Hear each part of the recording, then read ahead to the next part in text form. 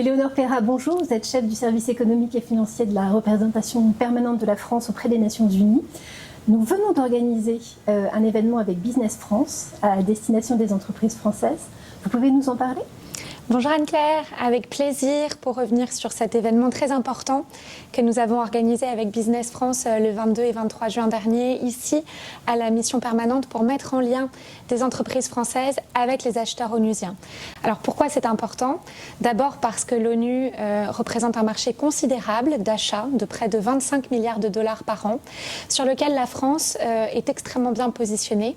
Nous sommes le 6e fournisseur de l'ONU.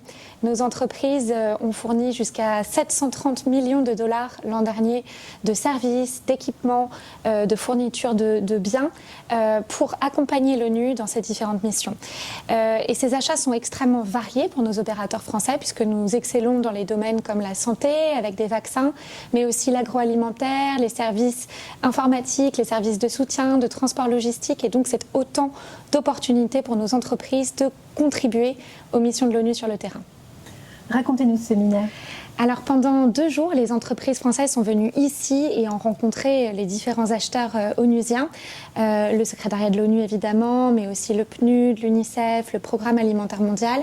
Et elles ont décortiqué la manière dont les procédures d'achat de l'ONU, toujours un peu particulières mais évidemment adaptées à des besoins spécifiques, s'organisaient et comment elles pouvaient contribuer. Ça a été aussi un moment particulièrement important pour apprendre ce qui était nécessaire en ce moment pour l'ONU, quels étaient les besoins auxquels les entreprises françaises pouvaient contribuer.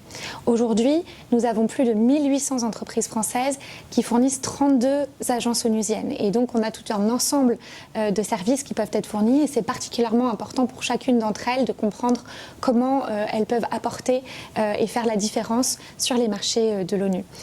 En particulier, en ce moment, nous faisons face à un moment qui est charnière, qui est clé, puisque l'ONU se réforme avec l'initiative ONU 80. Et c'est un moment où les différentes procédures d'achat sont justement amenées à évoluer, à être plus efficientes, plus centrées sur le terrain, avec plus d'impact. Et c'est évidemment une opportunité majeure pour nos entreprises françaises de continuer à contribuer autant, voire davantage. Alors notre représentation permanente fait de la diplomatie économique, comme une ambassade ou un consulat général.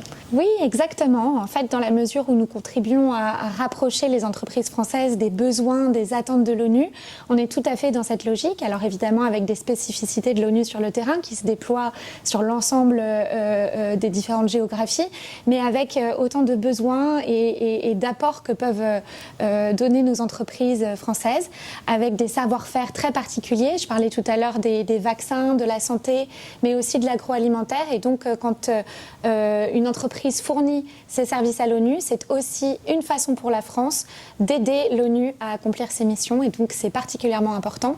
Et c'est gagnant-gagnant pour nous comme pour les entreprises. Est-ce que vous avez un conseil pour les entreprises intéressées par les marchés de l'ONU ? Alors, le principal conseil, c'est ne pas se censurer. Vraiment, on pense trop souvent que l'ONU n'est réservée qu'à des grandes entreprises et les grandes entreprises ont toute leur place pour fournir les marchés onusiens, fournir leurs équipements et leurs services, mais les petites entreprises, les entreprises de taille intermédiaire aussi, puisqu'en réalité, les contrats sont parfois de l'ordre de quelques dizaines de milliers de dollars, parfois moins, et donc vraiment, on a toute une variété d'entreprises qui peuvent se lancer. Alors surtout, allez-y, lancez-vous et l'équipe France, la mission Business France sont là pour vous accompagner pour ces marchés qui sont absolument clés. Merci beaucoup, Éléonore. Merci.